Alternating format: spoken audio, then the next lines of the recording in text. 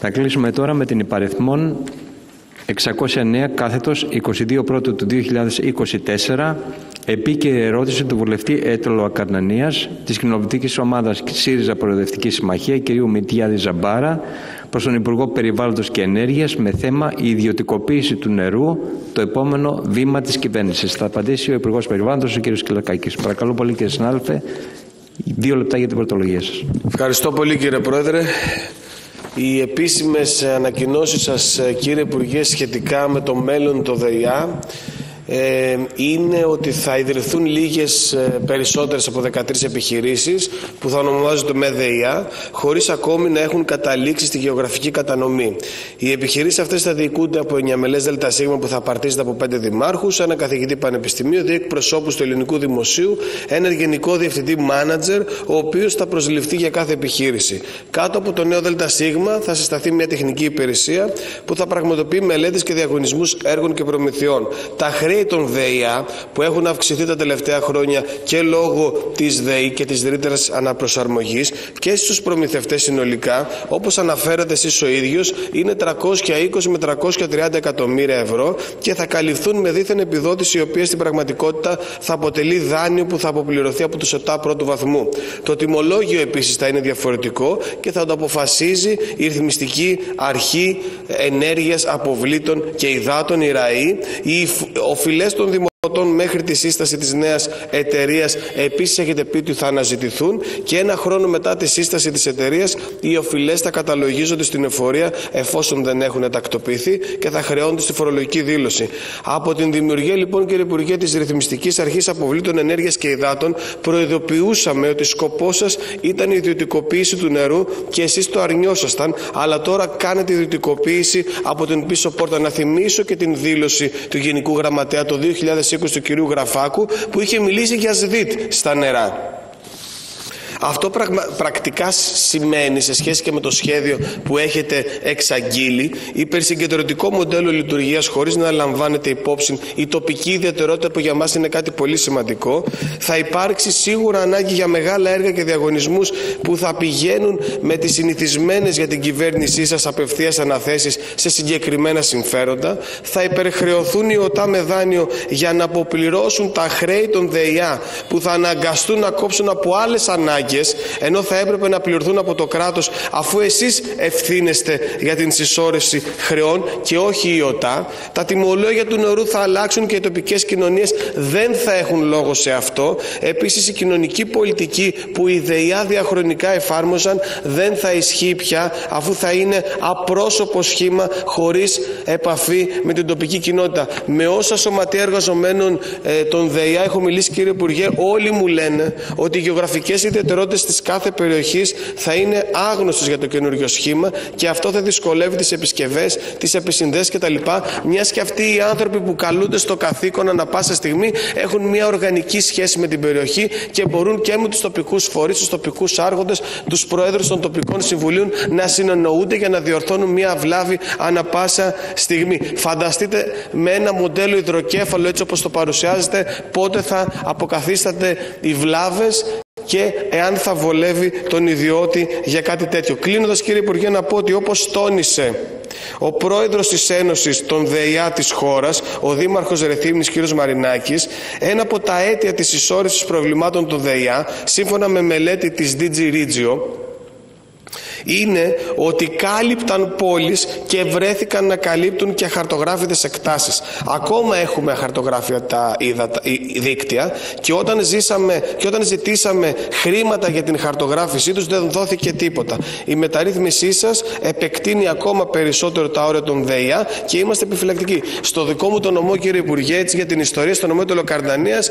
όταν άλλαξαν οι καλλικρατικοί δήμοι, η ΔΕΙΑ Αγρινίου πήρε μια σειρά από άλλες ΔΕΙΑ. Αυτό εννοεί εδώ κύριος Μαρινάκης, με ζητήματα και προβλήματα που ακόμα και σήμερα δεν έχουν επιλυθεί σε σχέση με τη λειτουργία τους. Άρα το ερώτημα είναι ένα και συγκεκριμένο εάν θα παραμείνουν στο ίδιο καθεστώς όπως λειτουργούν σήμερα και θα ενισχυθούν περαιτέρω οι ΔΕΙΑ, ή θα προχωρήσετε στο σχέδιο ιδιωτικοποίησης του νερού που είναι το επόμενο σας βήμα. Ευχαριστώ.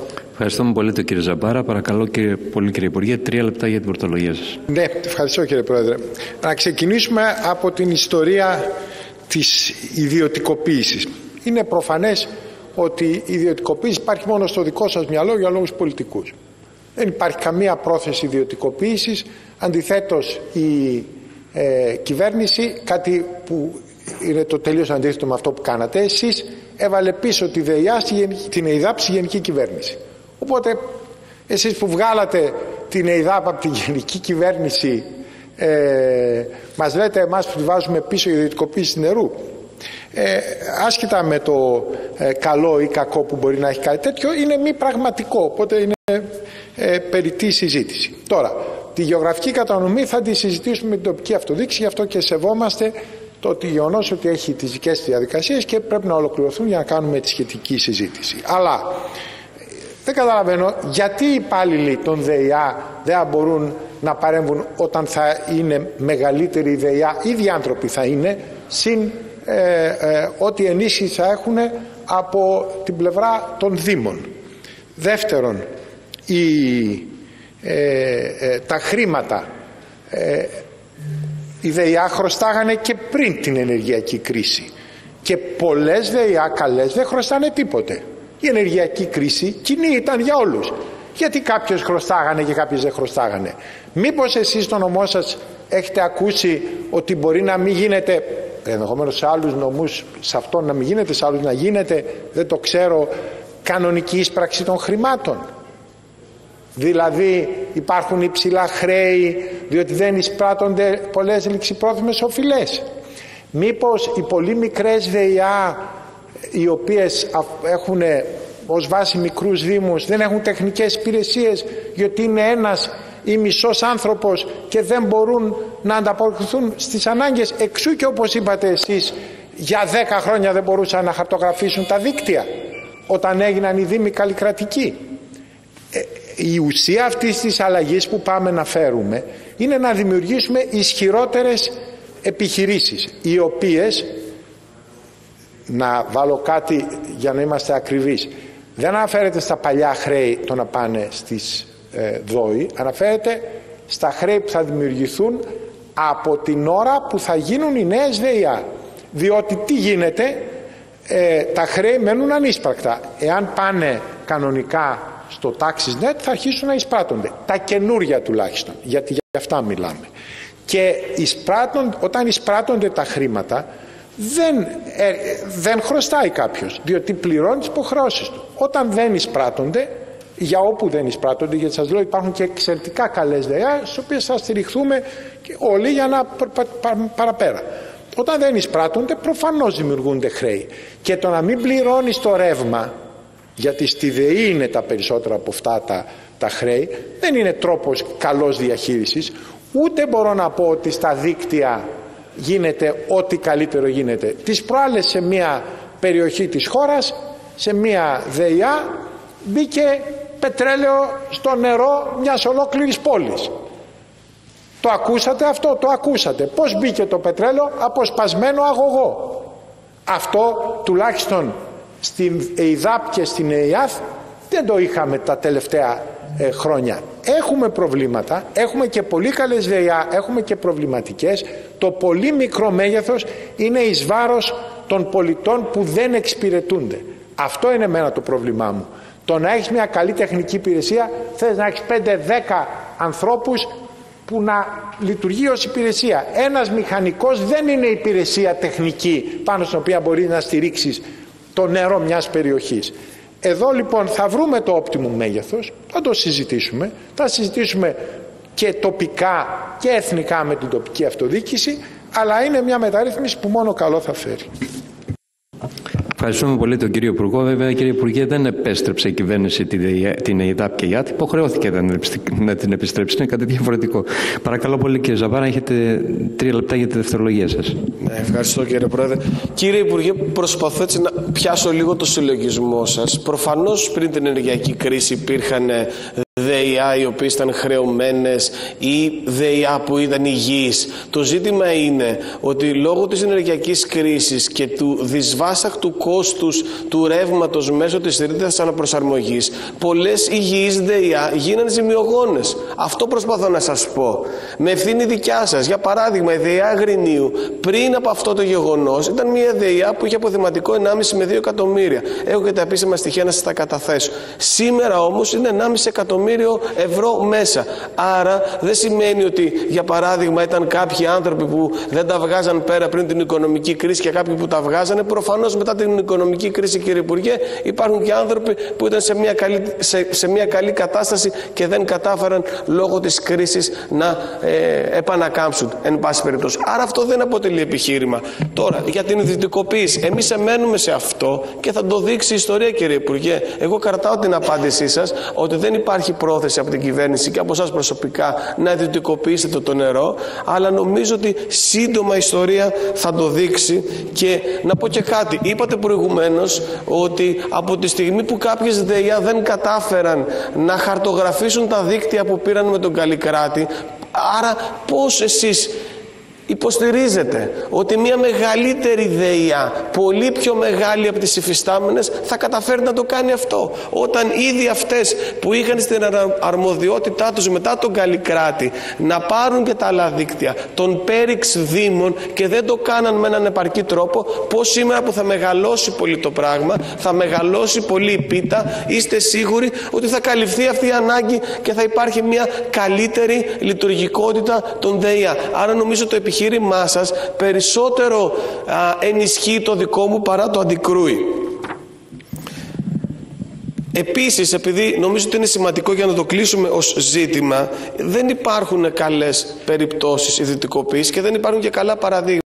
Υπάρχουν στον αντίποδα πάρα πολλά παραδείγματα, κύριε Υπουργέ, ιδιωτικοποίηση του νερού στην Ευρώπη που πάθηκαν πίσω κακήν κακώς, γιατί τα αποτελέσματα ήταν ολέθρια και για τον καταναλωτή και για την κοινωνία συνολικά. Εμείς θεωρούμε ότι με βάση αυτά που έχετε εξαγγείλει θα υπάρχει μεγάλο θέμα με τους εργαζόμενους και αυτή τη στιγμή δεν έχει γίνει επί της ουσίας καμιά ενημέρωση και εάν θα έχουν αυτοί οι άνθρωποι κάποια αντιπροσώπευση στο ΔΣ του νέου φορέα. Αυτό πρέπει να το πείτε και αυτό είναι σημαντικό για να δείξετε εάν όντως θέλετε να έχουν μια συμμετοχή στο ΔΣ του νέου φορέα από τη στιγμή που λέτε ότι δεν έχετε πρόθεση να το ιδιωτικοποιήσετε. Επίσης, οι νέοι πάροχοι, εάν δεν υπάρξει μείωση τους λογαριασμούς ρεύματος, θα αναγκαστούν να αυξήσουν και τα τιμολόγια του νερού για να ανταπεξέλθουν. Θα υπάρχει δεδομένα υποβάθμιση των υπηρεσιών, αμφίβολη ποιότητα του νερού και άγνωστες συνθήκες εργασίας. Εμείς, κύριε Υπουργέ, προτείνουμε να ακούσετε την κοινωνία και κλείνω. Υπάρχουν πολλοί τρόποι να εξηγιανθούν οι ΔΕΙΑ και να συνεχίσουν να λειτουργούν με έναν τρόπο και να παρέχουν ένα κοινωνικό έργο στις τοπικές κοινωνίες. Εξαιρετικά σημαντικό κοινωνικό έργο η ΔΕΙΑ στις τοπικές κοινωνίες και οι μικρές επίσης τοπικές επιχειρήσεις να μπορούν να παίρνουν μια ανάσα, γιατί υπάρχει ένας κύκλος χρήματος και ένας κύκλος εργασιών που θα χαθεί με αποτέλεσμα να πληγεί εξαιτίας αυτού του σχεδιασμού και η τοπική απασχόληση και η τοπική οικονομία. Ευχαριστώ. Ευχαριστούμε πολύ τον κύριο Ζαμπάρα. Έχετε το λόγο, κύριε Υπουργέ, για τη δευτερολογία σας για 3 λεπτά. Ευχαριστώ πολύ. Να ξεκινήσω να πω γιατί θα είναι καλύτερη λειτουργία. Ο λόγος ονομάζεται οικονομίας κλίμακος. Είναι μια παλιά οικονομική έννοια, αρχαίγονη, βασική στην οργάνωση των οικονομικών συστημάτων. Είναι ο λόγος για τον οποίο οι μεγαλύτερες επιχειρήσεις έχουν πλεονεκτήματα παρά το γεγονός ότι χάνουν το πλεονέκτημα της ευελιξίας. Εδώ στην περίπτωσή μας ευελιξία δεν χρειαζόμαστε στην οργάνωση των τεχνικών υπηρεσιών. Θέλεις μεγάλη τεχνική υπηρεσία με εξειδίκευση και πολλούς ανθρώπους για να μπορείς να κάνεις αποτελεσματικά έργα. Χρειάζεσαι τοπική παρουσία για να ανταποκριθείς γρήγορα σε μία βλάβη. Μπορείς να έχεις και θα προβλέψουμε και προφανώς τοπικά παραρτήματα, δεν θα φύγουν οι άνθρωποι από εκεί πέρα που είναι, εκεί θα είναι, αλλά θα έχουμε ισχυρότερες τεχνικές υπηρεσίες, θα έχουμε πολύ καλύτερες δομές ίσπραξης και εκεί έχουμε σοβαρές οικονομίες κλίμακος και κυρίως θα έχουμε μία αποπολιτικοποίηση της σχέσης μεταξύ της ίσπραξης και του τοπικού παράγοντα. Αυτό δεν χρειάζεται να το εξηγήσω σε μεγάλο βάθος, είναι κομμάτι της δυσκολίας μας. Και δεν αφορά τον νοικοκυριό αυτό, κατά κύριο λόγο αυτό αφορά την τοπική επιχείρηση που καταναλώνει πολύ νερό, δεν το πληρώνει και δεν υφίσταται πίεση για να το πληρώσει από τον τοπικό παράγοντα για χύψης λόγους που δεν θα μπω στην επεξήγησή τους. Τι ιδιωτικοποίηση, δεν υπάρχει προσυζήτηση, συνεπώς τι να απαντήσω γι' αυτό. Σε σχέση τώρα με το κόστος ενέργειας, ταυτόχρονα με τις κινήσεις αυτές που κάνουμε, θα βάλουμε τις ΔΕΙΑ μαζί και με άλλους φορείς της τοπικής αυτοδιοίκησης στο πρόγραμμα Απόλλων, που σημαίνει μια ενιαία ενεργειακή κοινότητα ανά περιφέρεια που θα εξασφαλίζει τοπική αυτοδιοίκηση και στις ΔΕΙΑ χαμηλότερο κόστος ρεύματος. Αυτό πιστεύω ότι θα ωφελήσει τους πάντες, ανεξαρτήτως του πόσες ΔΕΙΑ θα έχουμε, ανάλογα και με το μοντέλο που θα κάνουμε. Σε σχέση με την ποιότητα νερού, ξαναλέω, τα προβλήματα ποιότητας νερού δεν τα έχουμε στην Αθήνα, που έχουμε μια μεγάλη οργανωμένη επιχείρηση. Τα έχουμε σε διάφορα σημεία της χώρας όπου υπάρχει ανισομέρεια στην ποιότητα του παρεχόμενου νερού και στις διορθώσεις, στα ατυχήματα κτλ. Και τέλος, για το ποιος πληρώνει. Κοιτάξτε, στη ζωή κάποιος πάντα πληρώνει. Αυτός που είναι ο πιο αόρατος και ο πιο εύκολος στην πληρωμή είναι ο φορολογούμενος. Διότι είναι ένα μεγάλο πορτοφόλι, είμαστε όλοι εκεί και με μεγάλη ευκολία λέμε να το πληρώσει ο φορολογούμενος. Μετά όμως όταν ερχόμαστε και του ζητάμε λεφτά, ο φορολογούμενος και ορθώς διαμαρτύρεται. Εδώ θα έρθει να βοηθήσει το κράτος, διότι για μακρά χρονική περίοδο η τοπική αυτοδιοίκηση θα έχει αυτή τη μείωση, αλλά με μηδενικό επιτόκιο. Βάλτε λοιπόν στις δεκαετίες 0 επιτόκιο. Το επιτόκιο σήμερα για έναν δήμο είναι της άξιος του 6 με 7%. Βάλτε λοιπόν 7% το χρόνο για δεκαετίες, να δείτε ότι το κράτος θα κουβαλήσει μεγάλο μέρος του κόστους αυτών των χρεών. Πολύ μεγάλο μέρος του κόστους. Μπορεί και πάνω από 50%, ανάλογα με το πόσο θα είναι η διάρκεια που θα βάλουμε τελικά στο νομοσχέδιο. Αλλά δεν μπορεί ο φορολογούμενος να πληρώσει όλα αυτά τα χρέη και μάλιστα άνισα. Για μία ΔΕΙΑ που δεν έκανε ποτέ χρέη δεν θα πληρώσει, για την άλλη που έκανε χρέη θα τα πληρώσει όλα. Τι είδους δικαιοσύνη είναι αυτή? Πρέπει να υπάρχει μία μοιρασιά αυτής της ζημιάς, ανεξαρτήτως του πώς και γιατί έγινε. Ευχαριστώ πολύ.